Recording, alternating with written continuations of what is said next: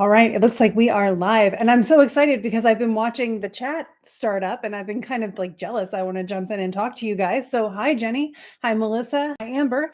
And hello to everyone who is joining us. Thank you so much for being here. I appreciate it. Good afternoon to Amber, who is in London. Dan is actually also in Scotland right now. So, wherever you are, Dan, good afternoon as well. I think it's Isle of Skye for him today. So today, guys, if you're new here and this is your first live and you're watching the replay, hi, I'm KristaLyn. I'm your friendly astrological magician. And this is our touch base every week where we get to have like spiritual time to actually talk to people who speak the language and hang out together. This is also, that's really cool, Amber. This is also going to be this week our Alchemist Inkwell episode. So thank you guys for co-hosting the episode with me, to everybody who's jumping on.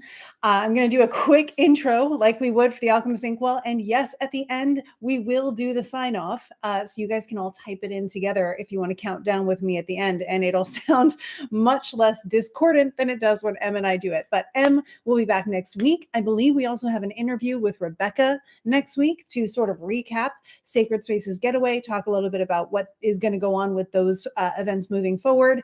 And then the following week, I think we also have an interview with Camden to talk about runes. Speaking of runes, and I want to get into this actually, hang on. Okay, so welcome to the Alchemist Inkwell. This is your spiritual podcast for grounded people. I am KristaLyn. Emily is out this week, so we are going to take my typical YouTube Monday Magic Mood Boost live and make it your Alchemist Inkwell episode.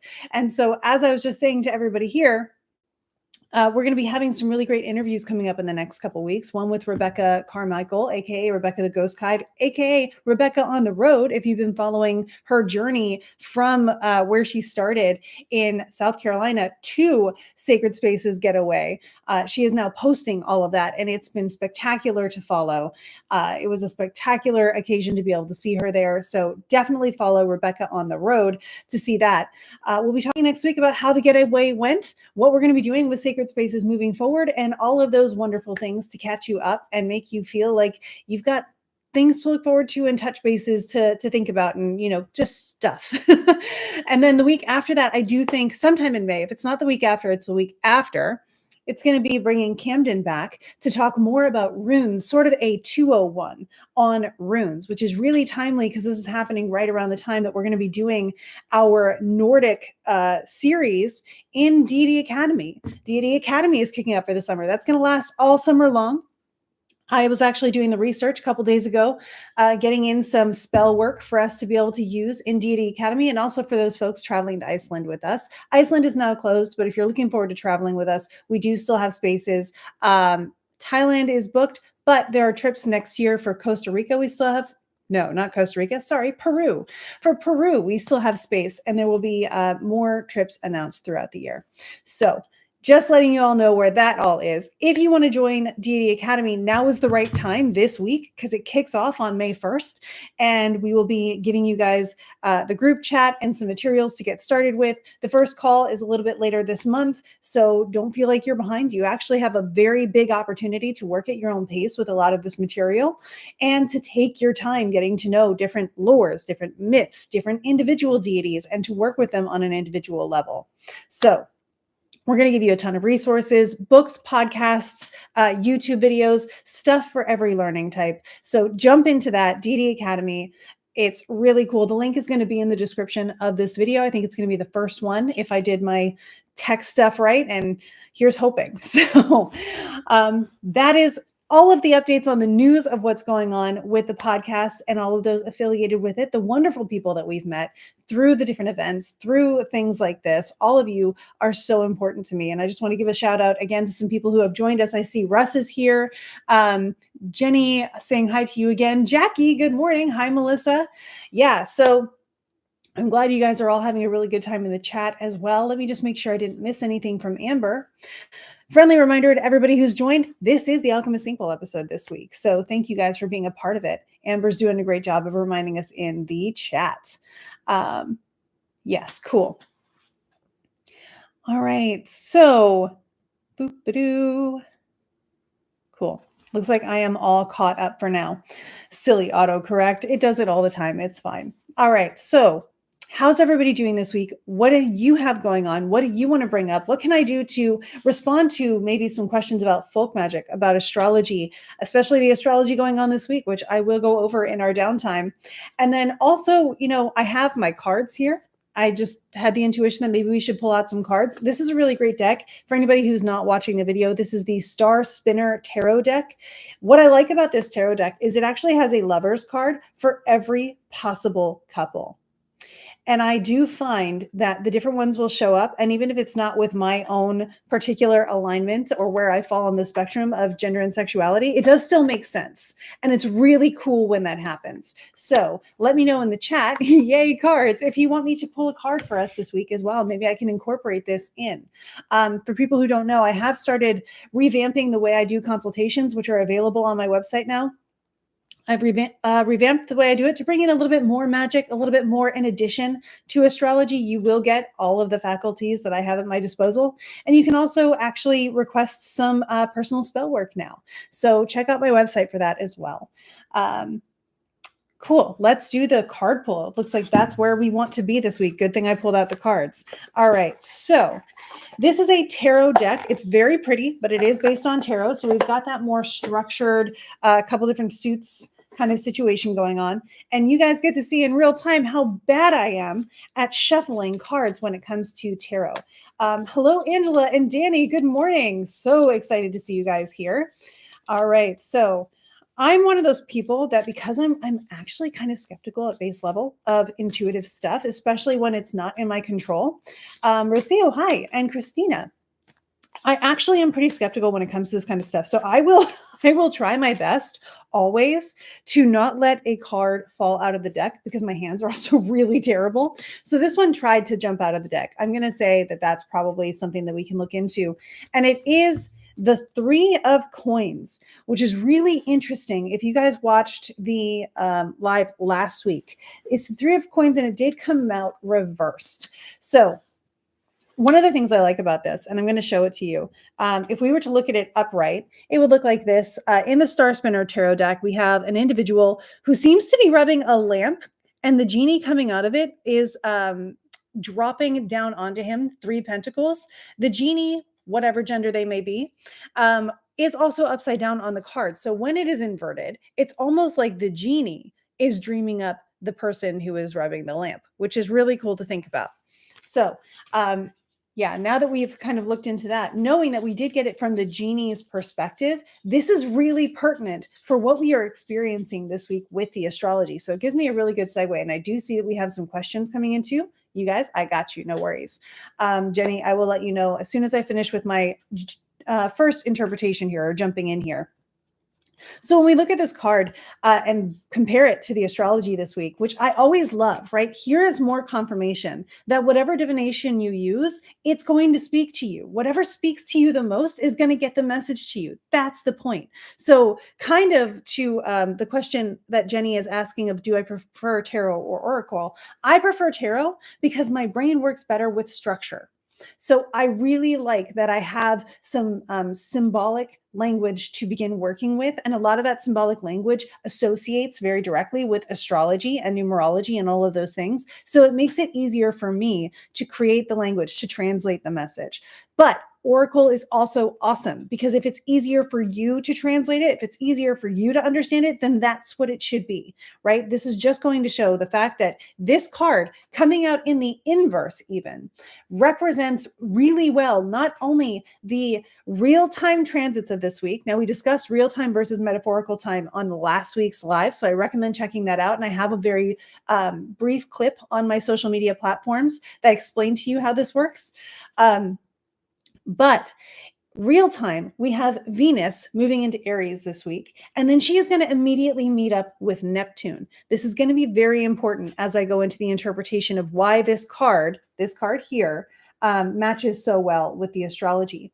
The metaphorical time for the United States right now is also quite pertinent when we think about the pentacles and the fact that we are also in Taurus season now.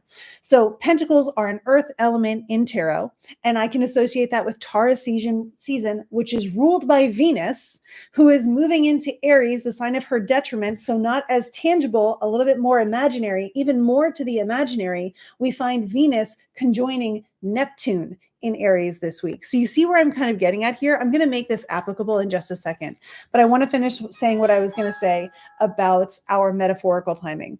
When we take mundane or world astrology and we look at the Aries ingress, the moment that the sun comes into Aries, where the sun is exalted and begins a new zodiacal year, which happened on March 20th this year.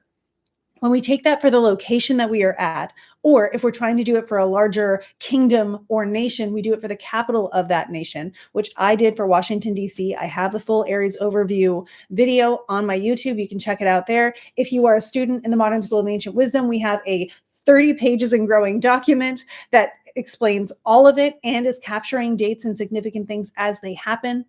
And so in this metaphorical timing, we take the chart, much like we do, we're going to talk next week about solar return charts because it's my birthday next week. So I'm going to show you how that works. But much like we do with a solar return chart or even a birth chart, we're going to take that moment and say, if this is continuing to live, which it is, hi, we're here. If this is continuing to live, how is it evolving? How does it grow? How does it bloom over time? And so we use this in what we call metaphorical time. We pull the thread with what we call timing techniques. And in those timing techniques, we can use that for the world as well in mundane or world astrology from the Aries ingress of each year to say, what is the world up to? And what does that mean for us? What is the weather doing? And do I need a jacket? So when we came to the second month of the new year, which if the year started on March 20th, the second month started on April 20th, we come into the second house year of the Aries ingress chart. Sorry, the second house month of the Aries ingress chart, which is finances. So again, we can see the pentacles showing up in metaphorical time this time. And so thank you guys for the early shout outs for my birthday. I appreciate you so much. So now we see even more so where these pentacles might be showing up. Now that second sign in the second house of the Aries ingress, that happens to be Pisces. Pisces, which in it at the time had Saturn and Neptune. So Saturn of structures, of contracts, of agreements, of the way things are established and of our foundations, and Neptune dissolving all of those things. So now we get to see again what we have on our card, the genie on the bottom, more anchored, more in control of the tangible things that are now on top of the card. So if the genie is in control and we are having to change our definitions, change the way we visualize or imagine our definitions of abundance, our definitions of where that abundance comes from, our definitions of our own foundations and what success looks like and how we decide to measure it. Do we view abundance as financial? Do we view it as material? Or do we view it as community? And that's another thing that we can think about. So now I have shown you how this random card we drew corresponds directly not only to the transiting planets that we are experiencing this week, but also to the metaphorical timing unwinding for the United States this week as well.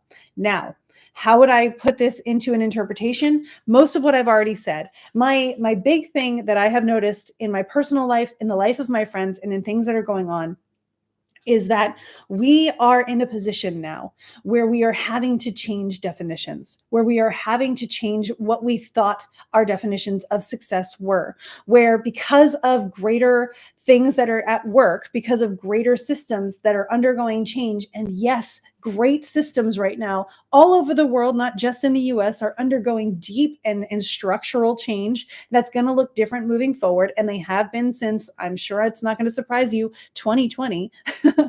We are in this period of change and redesigning our world. In redesigning the world, we have to blue sky our situation. Blue sky is what Pixar does whenever they're starting a new story. They say, if anything can happen, what could happen? What are we going to put out there first? Then they follow the one that gives them the most inspiration and they go from there. And so in our lives right now, we may be finding that with our fungible, tangible, material, abundance feeling a little bit wonky, less certain. Uranus is still in Taurus until I think it's in June. It'll move for a little bit of time into Gemini, causing even more change to come for us. But we've gone through this period of time where we have to redefine what safe, secure, and supported looks like for us. And we can see that there's a lot coming together right now during this week saying, hey, this is the week where something happens that may not feel super abundant. This is the week where something happens where we catch our breath a little bit and think, man, what would it look like if I had to name something that you might be a little bit nervous about here. And I can also tell you from personal experience that a lot of percent of the time, imagining what you would do actually helps you avoid it altogether. I had a situation last week, and I'm going to be a little bit vulnerable about this. Don't worry, I'm fine. But I had a situation last week where I had to imagine a scenario that I have been dreading for months. It is probably the thing that I would fear the most if you asked me in this moment. And it came very close to feeling real, and not only real, but inevitable for me. And in that moment where I had to accept that this could be my reality, I also had to accept that there will be a day after that decision, a day after whatever that thing would be, that event. And on the day after that, what would I do? Where would I be? What would I allow my life to look like? How would I still find happiness, even in new circumstances? Even if it wasn't a choice that I wanted to make, but was made because of circumstances around me. We are all feeling this on some level. And I happen to have it a little bit more personally last week, hopefully, so that I could learn a lesson that's going to be valuable for you as well.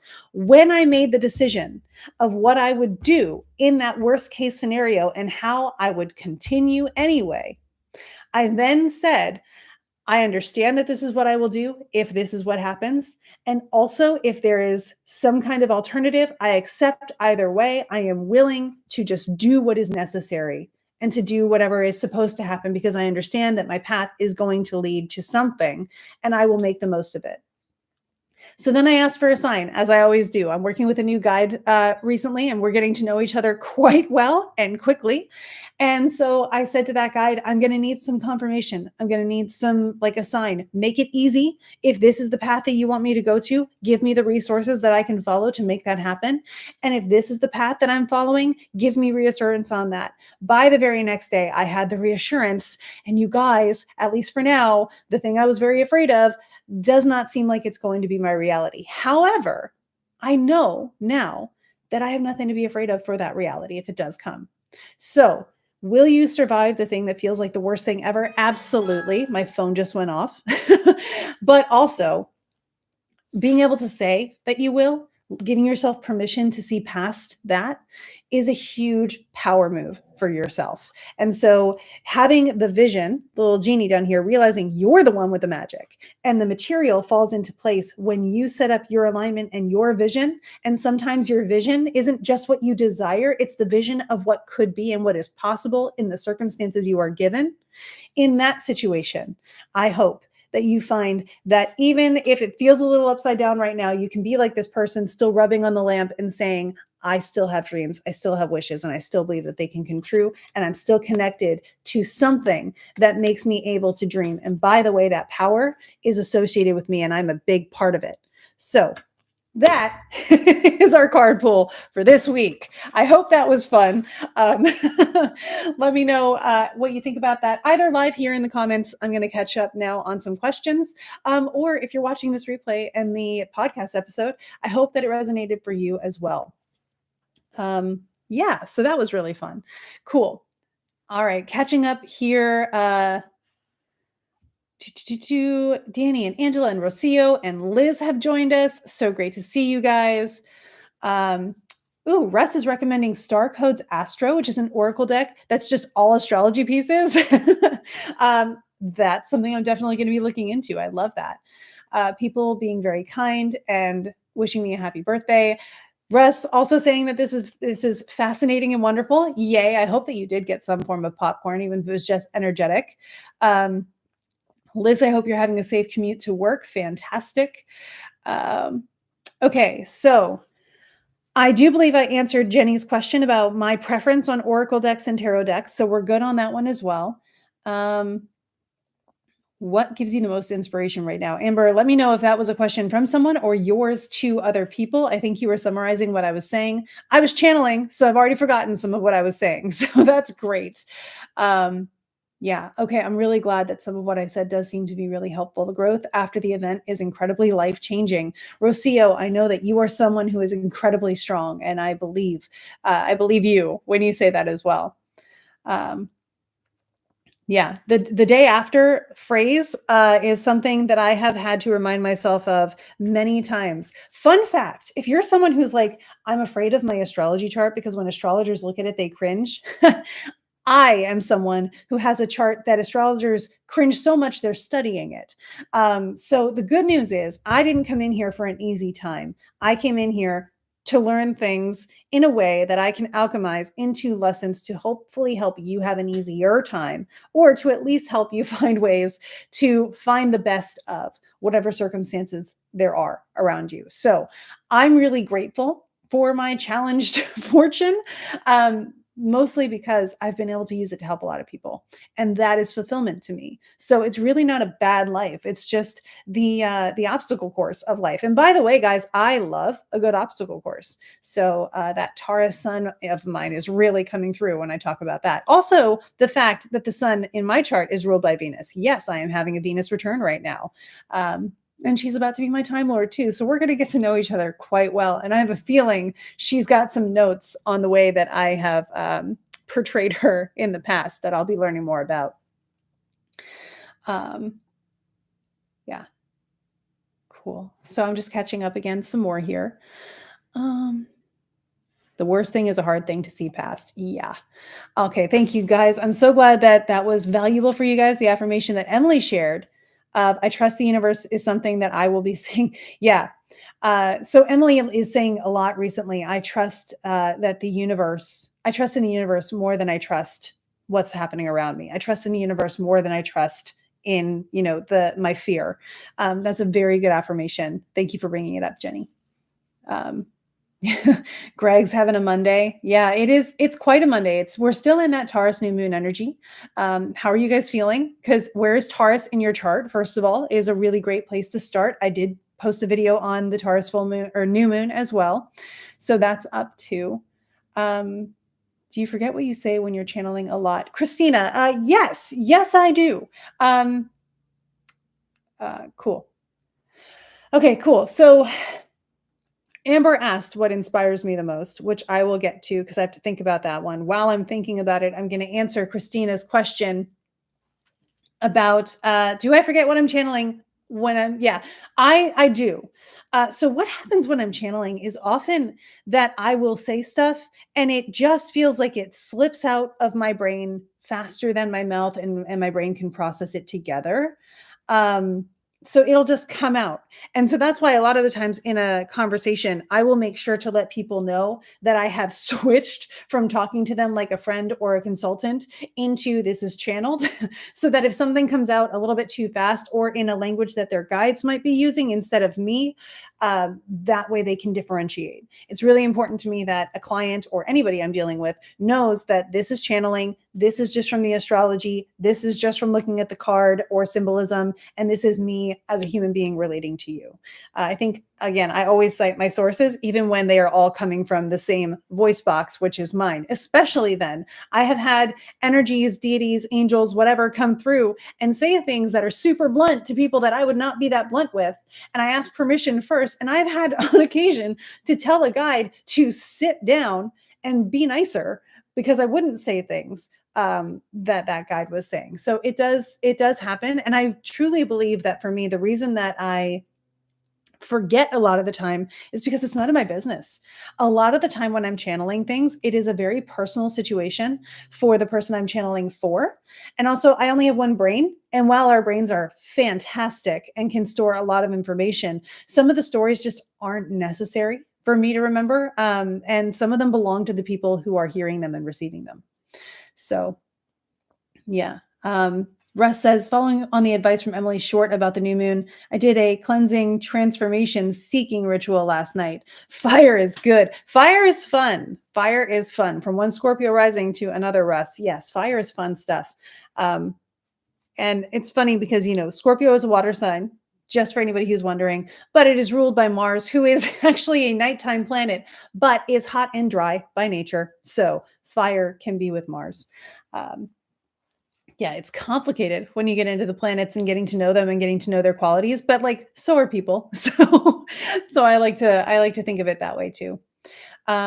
So yes, Christina, short answer, especially when I'm doing a consultation for someone else one-on-one, I am almost certainly going to forget what was said.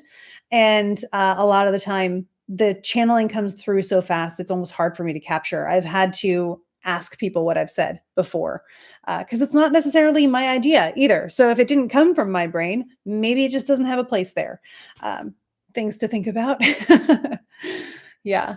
The fire signs. It's the fire water, Rocio. Yeah. Yeah. We could call Scorpio the fire water. Though I would say the alcohol of the zodiac might be actually Neptune, but that's for the results of the alcohol, not for the heat of the alcohol. So we'll see. I guess maybe Neptune would be more wine, where Scorpio would be something a little bit more directly alcohol, high alcohol content. I don't drink, so I really cannot give you a lot of good examples, except for Bulgarian rakia, which I was made to drink when I was in Bulgaria a couple times, and I never got used to it. So I probably will not do that much again. We don't get along, alcohol and I. My Mars is in Pisces, though, which is something. Vodka or tequila. Thank you, Jenny. Needed that. Yeah. Scorpio is napalm. Sure. I'm going to take your word for that, Russ. Cool. So you guys, we covered a lot of ground thanks to that card. I'm really impressed. I'm super excited about that. So that was really fun. Is there anything else that anybody wants to talk about while we're on this live? I've got a solid 15 minutes left that I'd be happy to really go into things. I think Scorpio's definitely tequila. Liz, I like your takes. Cool. Does anybody else have anything that they think about it? Have you heard anything? This is my favorite thing to ask. Have you heard anything on social media astrology this week that you would like deeper clarity on? Whether it's this week, or has there been an astronomy app promising something and you're like, what does that mean astrologically? Or have you heard anything from spiritual social media that you're like, is that real? Because I will say, one of the things that we have to be careful about with Venus coming into Aries this week with Neptune there is kind of wanting to take action on things that maybe aren't actually as real of a vision as we would like them to be. Christina says, you're the only one I care to listen to on astrology. I appreciate you. And trust me, I don't take that lightly. I do my very best to maintain and continue to grow integrity when it comes to what I'm sharing with you. Am I going to be able to see the celestial smile? So that should be coming up. If there is the celestial smile, and remembering that location also has something to say about this. If you see the celestial smile, which what they're talking about, and I have seen this, is I believe they're talking about, it's going to be near the moon. I need to update this to today because I was studying eclipses this morning. So the celestial smile comes when the moon is just a sliver of light. So just after that new moon that we had recently, that we had yesterday. So tonight or tomorrow, you'll see that smile of a moon, sort of that Cheshire cat grin. And around the moon, you might see, I'm guessing they're talking about Jupiter. What, Jupiter and Mars? I thought they were talking about Venus. Maybe they're talking about Venus and Saturn. But you'll see two planets above the moon. And so they're saying that there might be a smile formation. I don't see why not. The planets are in a position to do that, but remember, it may be lopsided for you. So go out, check it out if you have a clear sky. Take a picture of it. Let me know. I'll try to see if I can remember tonight after dark to go out. Sunset is happening around 8 p.m. if you're in East Coast time. right now. Well, I guess that would translate pretty well. But yeah, so on the East Coast, I know that where I am, sunset is occurring around 8 p.m.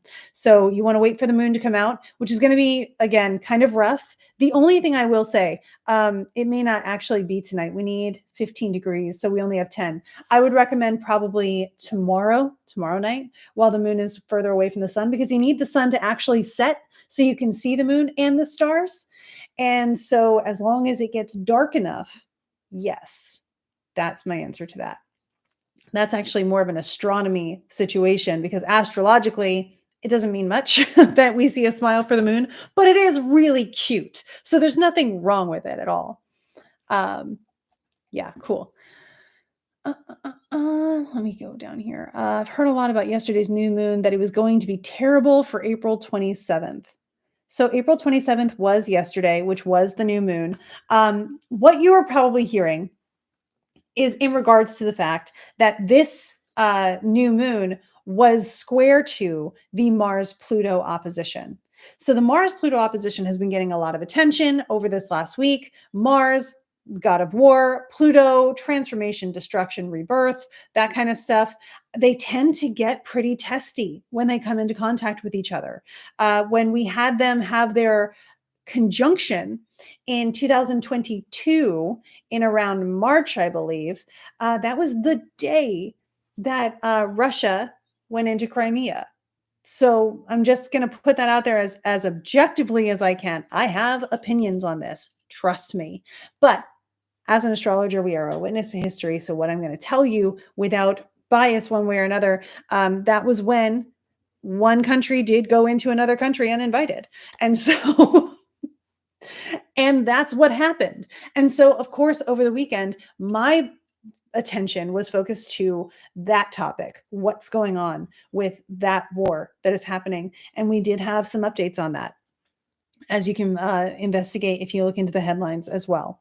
So, yes, it was a rough day on a global scale, right? Pluto is transpersonal. That brings in the world to the conversation. Everybody's talking about it. In 2020, COVID was associated with a Pluto-Saturn conjunction. The world was definitely talking about that one. And then the moon makes things more personal too. And so what did we have over the weekend? We also had a funeral that a lot of people were feeling personally. And during that funeral of the Pope, we had discussions about the war going on between Russia and Ukraine. Again, I have opinions for how those conversations went based on things that videos I've seen, headlines I've read, but those are my opinions, and I am an individual. That's not necessarily what the astrology is focused on. So that's something to dive into as well. The ethics that astrology reveals. Like if you have a malefic involved in a story and something happens with a certain group, nation, individual, or whatever on that day, does that make that person or that entity wrong? That's something that I like to think about. I do not have solid answers, but just know it's something that I am investigating. Yeah. So to that end, Amber, yeah, you could say that that's one of the reasons. Now, that's the most rational reason I can come up with for what astrologers on social media may have been saying about this new moon. Likely, if they were talking about you having a bad time personally, they were relating it to the moon, right? You want to be careful about if you thinking about the moon in Taurus, right? The moon is exalted in Taurus, loves it there. And Taurus does things like food, resources, nature or natural things, the fungible and tangible items that we exchange with each other, the things that we use to support our livelihood, those material resources that make us feel sustained. So if there was challenge to that in some way, just know that you're not the only one feeling it. And this is a time where those things are feeling challenged across the globe. So it doesn't mean that you're doing something necessarily super wrong either, just because it's not one of our favorite feelings. I hope that helps. I'm going through those feelings too. So I know that you are definitely not alone. Got M for spirituality, and that's all I need for now too. Yeah, that's awesome.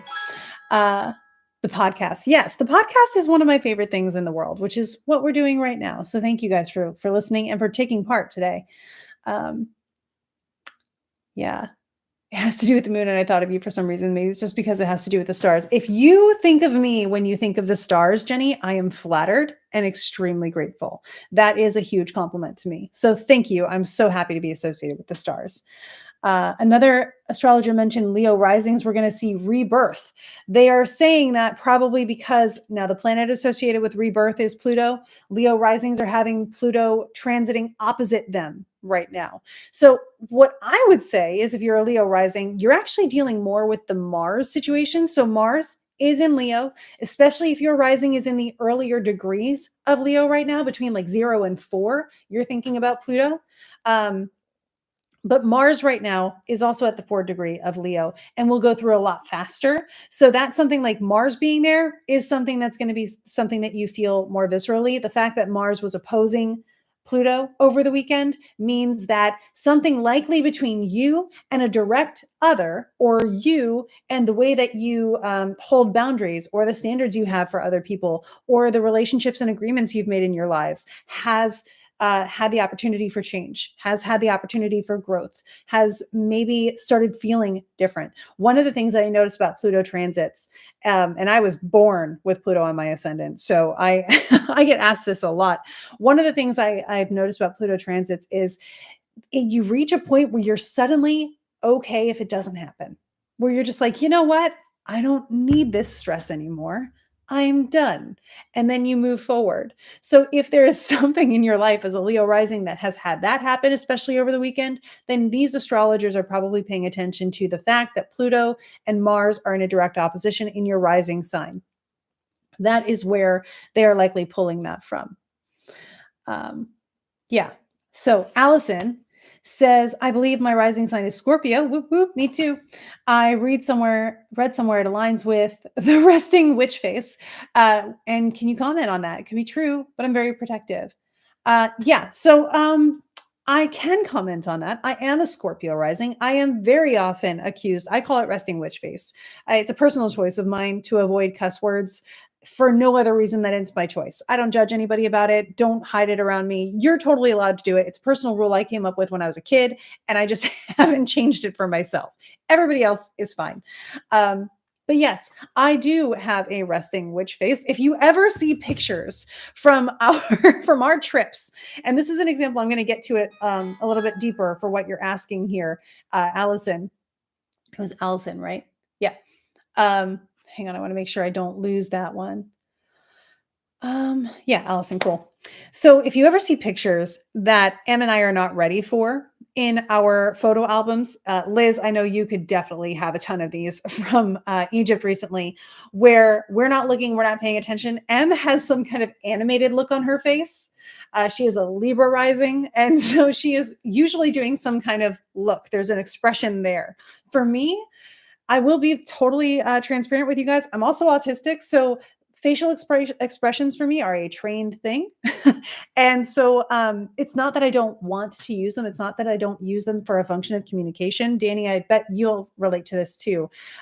It's that I use them as a convenience. I use them as a way of communicating even more consciously with other people.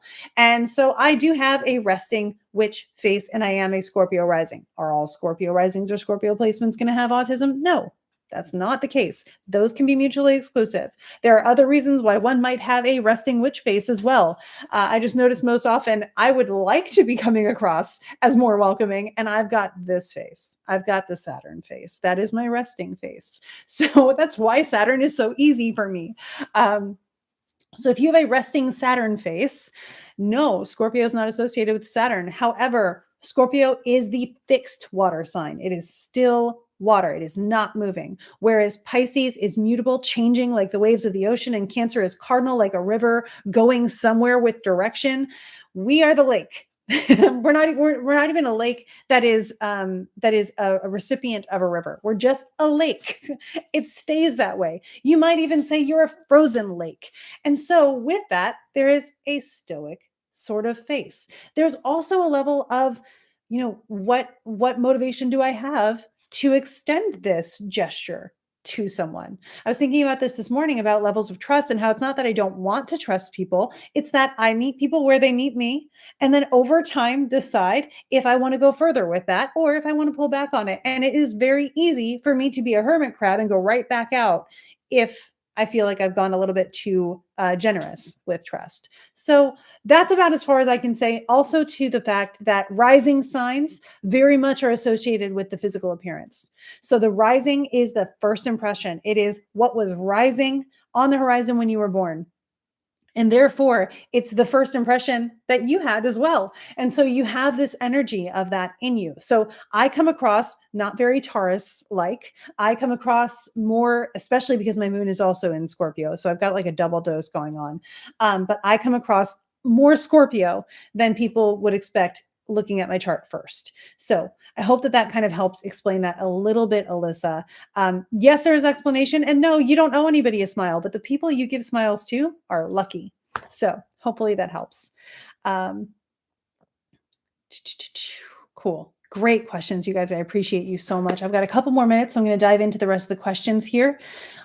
Speaking of the moon, I pulled out my moon cards and I swear the pictures are different. My memory can't be that bad. I've had them for a while. Maybe just my impression of them changed. That's definitely a possibility. And also, I would tap in, Christina, to your own intuition and ask yourself, what did they look like then? When was that? What's changed for you since then? I don't personally have a lot of direct interaction with the timeline situations that go on according to a lot of people. But it sounds similar to what you're seeing there, if it's sort of Mandela effect-esque.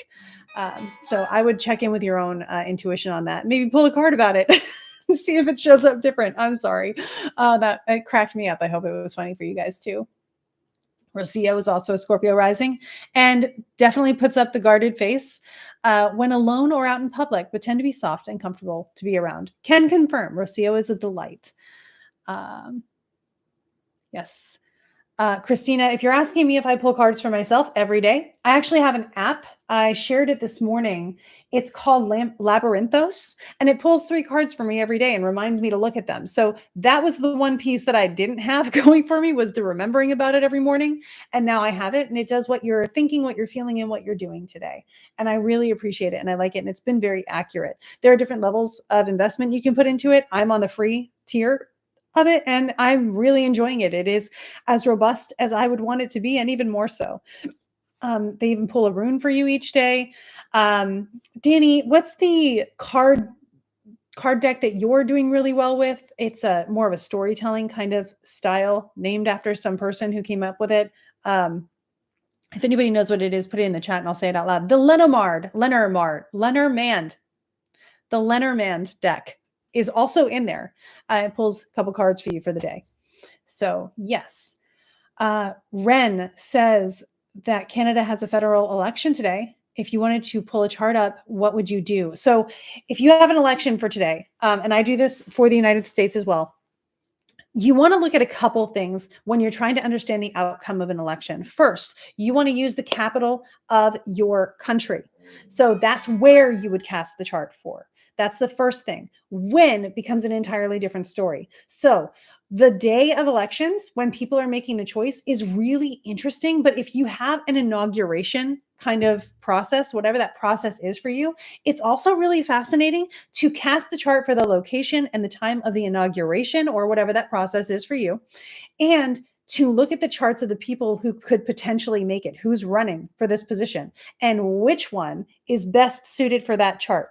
That is one thing. Who has the best transits on the day of that inauguration, and does it work out well for them?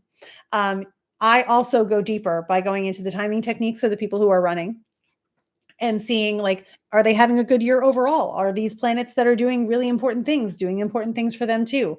So it really depends. And in this situation, the best results come from going beyond the chart, or beyond the surface level chart. So if you're having your election today, when would this person come into office officially? When is that ceremony? And how does that chart for that day and that location, how does that fit with the chart The natal chart, sure, but if you can, doing the personal timing for the individuals involved. This is why you get like 50-page documents of astrologers trying to figure it out. I had my own for our election last year. The people in the Modern School of Ancient Wisdom know that I was updating it incessantly, and still my hopes were different than the results. So yeah. So you want to look for, do they have a really well situated Jupiter, or, the benefic planets, which are Venus and Jupiter? They're both going to be in detriment by the end of this week. Venus is currently still exalted. So I would look at where Venus is and what's she doing. She's also still next to Saturn. So that is about government. So you want to look at the sign of Pisces, see if that's really good in somebody's chart. But again, that's only for today.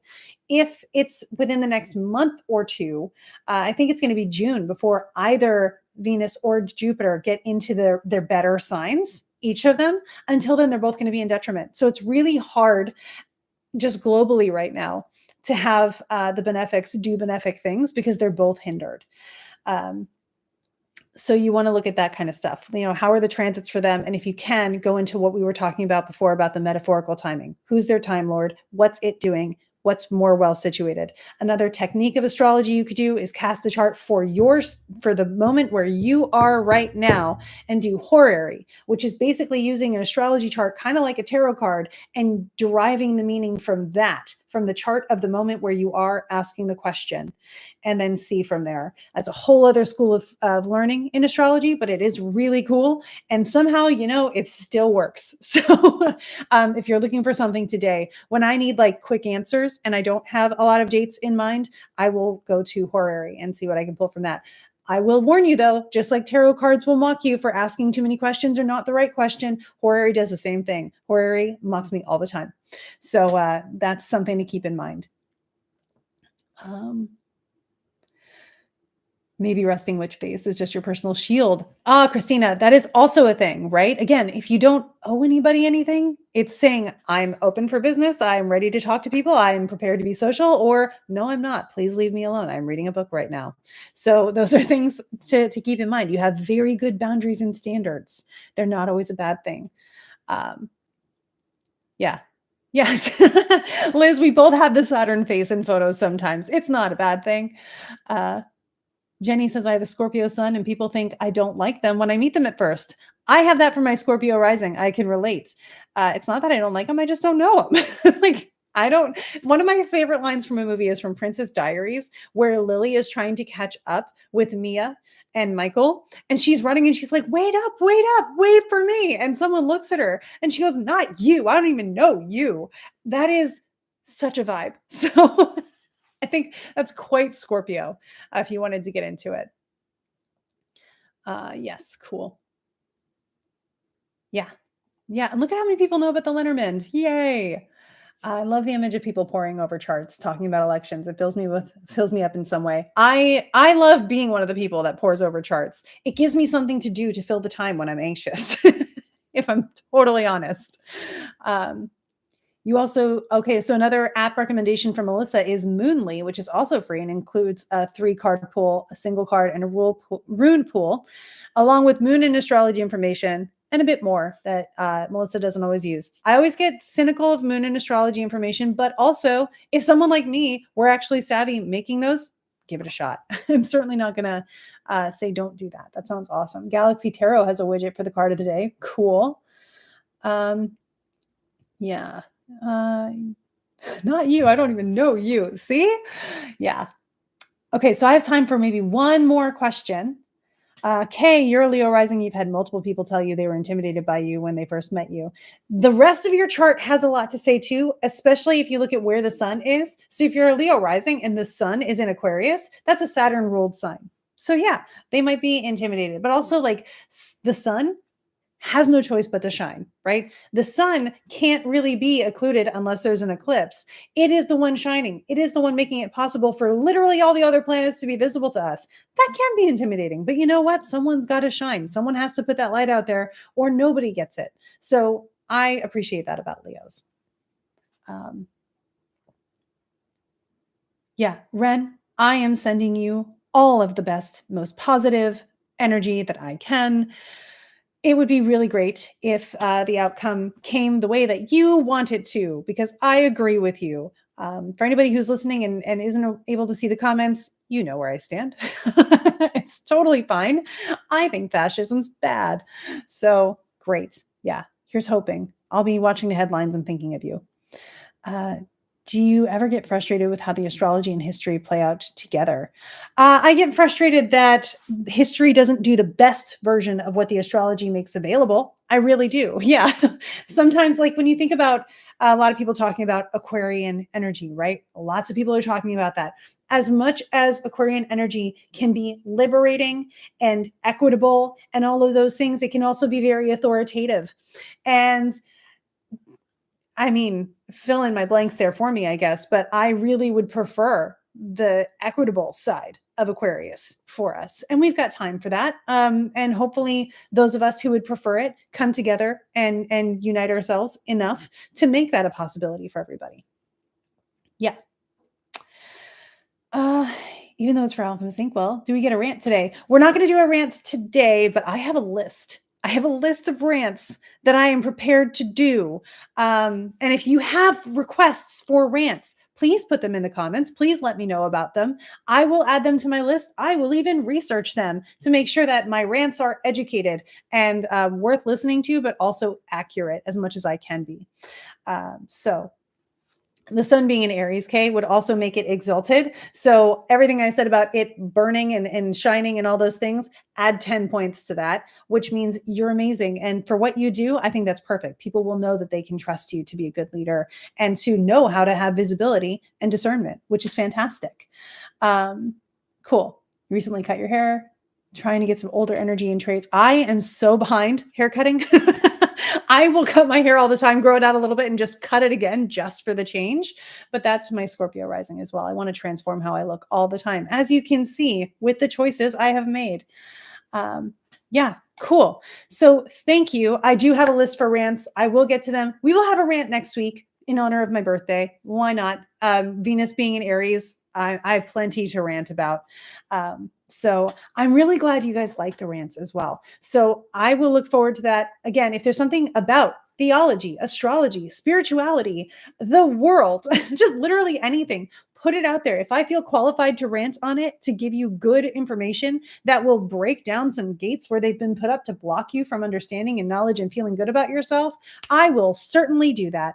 So with that, I hope that you take the energy of this week and that you have an amazing time, that you use the energy of Venus with Neptune in Aries to decide that anything is possible and you can create physical stuff out of your desires and your dreams, which is totally a way that we could use this. And that you say it with me, guys. 1, 2, 3. Go make some magic. Thank you so much. The podcast will be back next week, and I will be here still doing my live, so you will get both. Have a great week, everybody. I appreciate you.